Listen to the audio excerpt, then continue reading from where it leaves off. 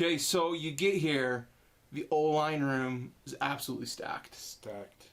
Like, talk to us about that. Like, you get in, it might be one of the deepest O-line rooms in the entire country. It's stacked, man. Like first, like 1 and 2 deep right now. Like, I don't really know, honestly, at the end of the day, who's going to play. Right. I think it comes down to experience and who's not injured. Because honestly, 1 and 2 deep, you're chilling. Like, even if you put in the 2s, you still have top 10 O-line in the country right now. Yeah. I've been saying this. Like, I've been saying this on the internet. People are like, you're crazy. You know what you're talking about. Like, no, like, I'm like, I promise. Like, it's serious, man. Like, when you have to put, like, because you're, like, I'll throw out, like, sizes, not names. When you have to put one of your guys at 6'8" at guard because your tackles are so stacked. Yeah.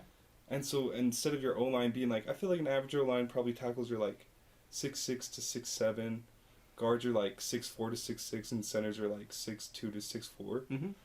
Our O-line right now is like 6'9", 6'8", 6'6", 6'8", 6'9", and it's like I don't know how Jaren's gonna see the ball. See what's going on. Like, they gotta really practice, like, making sure everyone getting their butts down on pass pro. Like, I don't know. You know, yeah. Like, that's a big O-line. But it's great in the run game because they actually do play with low pad level. For being as big as they are, they're all athletic. Their pad level is so low. It's like, it's crazy. Like, that's what we're taught is, like, you gotta sprint off that ball. Like, in high school, it's kind of funny, like, coming back from the mission, I had to learn, like, I think my big thing at Idaho was, like, I had to learn how to be aggressive again. Yeah. Like, it was so hard to just, like, look at the guy across from you and be like, I'm going to bury you. Like, yeah. I'm just going to dump you in the ground. Yeah. Instead, I wanted to, like, shake their hand and be like, hey, how you doing? I'm Elder Dawe. Like, I'm Elder Dawe, you know? But, like, to find that aggression again was, like, it was such a grind. Yeah. Like, I, like, tried, like, putting in, like, music. That didn't do anything. I, like, tried, like, slapping myself, like, pre-workout, like, nothing worked. Like, you literally just have to go back into your heart and, like, be like, all right, when I get on this field, I gotta be, like, the meanest guy out there, you know? Yeah. And that was something that was tough, but, like, and so getting the aggression back was one thing, but then, like, in high school is all about, like, you know, run your tracks through the board, but here it's like, you just gotta go full speed, grab someone and just chug them along the way, you know? Yeah. And that was like a big, I feel like, I don't know what the word I'm looking for is, like, a big difference. Right. Just between, like high school ball and college ball. It's like, you not only have to be aggressive, but you have to be, like, so fast and so low, because the guys across from you, just as good. Oh, yeah. So I feel like you had a pretty good technical foundation in high school. For sure. But it's just, like, it's a whole other animal in D1. Like, and it's hard to explain it.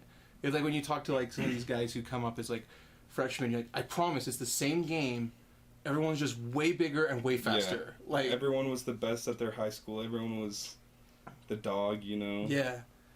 So speaking of, like, best at your high school and the dog, there was a pretty good game between you and Orem High School in your senior year. At Orem High School, what were they, top 15 in the nation or something? Something like that. Something like that. They were this is this Puka senior year, Kingsley's year, like, all those guys. Talk to us about that game. How did that game shake out?